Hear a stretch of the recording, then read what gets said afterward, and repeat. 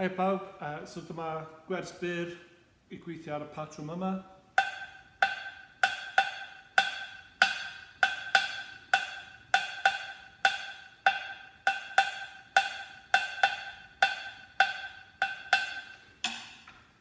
So, mae troi fyny yn Cuba, yn Brazil, ac wrth gwrs yn reiddiol mae'n dod o Africa. Pan dyn ni'n chwarae efo bobl eraill, mae'n pwysig I ni dall y perthynas beth bynnag di rhythm ni ac yr rhythm dwi wedi newid chwarae, y rhythm ar y bel.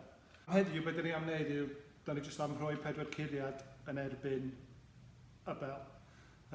So, da ni'n gael hon.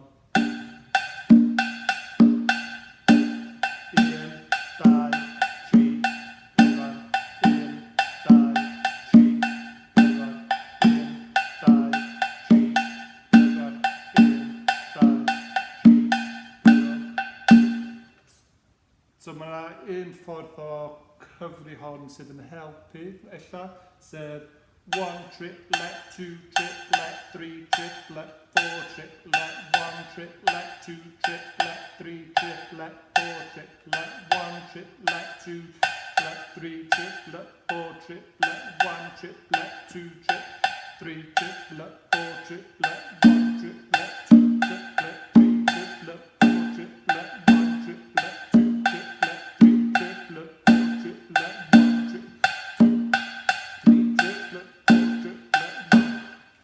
Really, da ni eisiau defnyddio clustia a gwybod yn union sut mae rhythm yma yn sortio efo rhythm yna. Iawn? Ond mae hynny'n proses, da ni'n gorfod fynd drwy y proses dysgu a wedyn datblygu y profiad o chwarae. So mae hon jyst y gwers gyntaf I torri lawr beth sy'n digwydd fan hyn.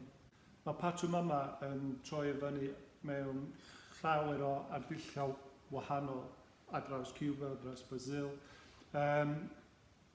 Ac drwy'r gwers yma, dwi'n gobeithio jyst pasio rhywbeth sylfaenol, oherwydd unwaith ti'n teimlo cyffyrddus efo sut mae patrwm yna yn ffitio efo curiad.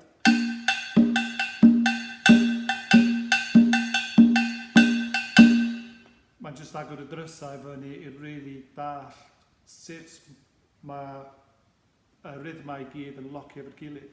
Fel arfer, da ni efo un person yn chwarae hon a mae yna 3 drum wahanol, pawb yn chwarae rhythmau wahanol, ond hon sydd yn locio pawb I mewn efo'r gilydd.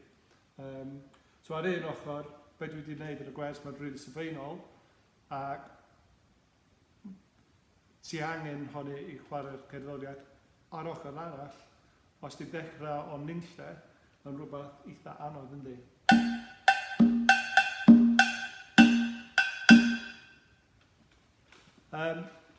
Gyda neges, dwi'n dysgu wersi o gwmpas Gogledd Cymru. Dwi eisiau helpu, dwi eisiau datblygu y scene a gobeithio gael mwy o bobl I chwarae.